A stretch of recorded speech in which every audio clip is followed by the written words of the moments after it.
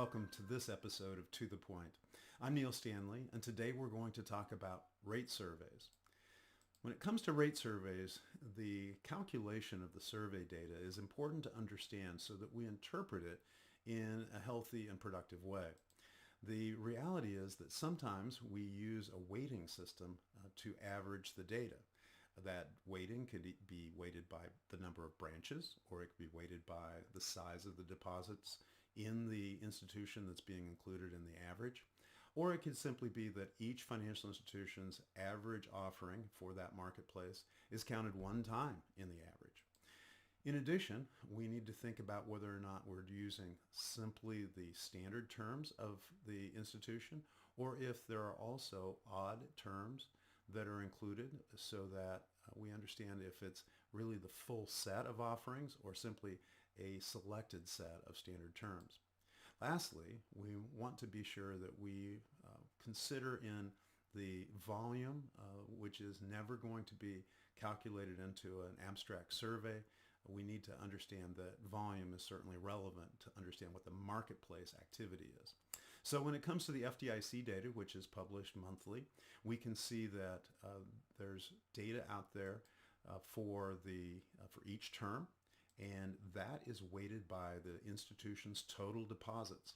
So we can see the various terms out there, and if we pick a particular one like the 12-month, we'll see that as of November 21st, the rate was 0.9% was the average for all financial institutions when weighted by deposit size. So we also can pull data from S&P, for example, and when we do it this way, we're going to get it weighted by the number of branches. So for that exact same term, we see 0.85 for a 12-month. So there's some interpretation there that branch size and deposit size can create different results when it comes to the analysis. Lastly, we can go out and pull an S&P report for every financial institution in the market. We can look at the average rate offered by that financial institution for standard terms and come up with an analysis that weights each institution only once. So size of the institution is irrelevant. And of course, for many depositors, they don't really care about the size of the depository. If they're being offered an interest rate, they just want a valid FDIC or NCUA insured deposit, and they look at the data and see that they could go out and get all of these different kinds of rates in different states. These are the averages, and then here are the averages for the United States. So you will see that the average, when we look at it this way, of all financial institutions in the United States is 116 for the 12-month as of November 22nd. So while these are all averages, are all valid and representative of the marketplace, when we see them not weighted, so that's that analysis where each institution is counted only once, we see the interest rates that are portrayed on the survey.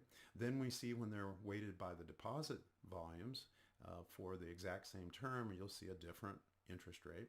And then when they're weighted by the branch count, even a different rate typically there. So this really brings perspective on the idea of what others are paying if you're looking at survey data.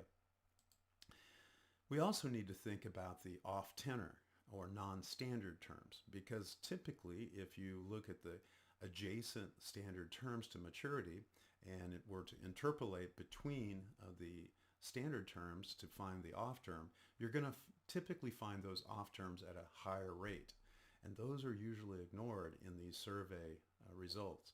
So when you were to throw those in, you would probably find those off-term rates being higher than the rates that you would find in the yield curve that is drawn by just connecting the dots for a particular survey. And then ultimately, we must also look at the relevancy of the pricing as it relates to the volume of the offers that are being accepted by the marketplace. While it may be true that some are posting very low rates, if nothing is booked at those rates, they're showing up on the surveys, but they're not really relevant when it comes to the deposit activity. So for the month of October, we know that in our client base, there were 50% of our clients that were booking term deposits at rates below 215 and 50% of our clients were booking above 215. So those rates are considerably higher than what was seen on the survey. Lastly, we can see the average rates of our clients, the exact same data set. When you weight them by volume, you see the average rate was 254, even though 50% were below 215. But when you include volume, the volume is typically going to be with the higher offerings, and therefore the average rate when weighted by volume was 254 for all terms, including specials. So as you think about the survey data that you're using as you're going through your pricing committees, just recognize that while it may appear that the market is below your offering rates, it may also be quite true that the market is actually booking accounts at much higher rates than are being disclosed by the survey data. I want to thank you for the opportunity to share this information with you, and also invite you as clients or prospective clients to consider an appointment with me. We can talk about this or other subjects. You can use my calendly.com/Neil-theCorePoint to set a meeting up with me that's convenient for you and open on my calendar. It has truly been a pleasure to present this episode of To The Point. I look forward to presenting additional ones in the near future. Make it a great day.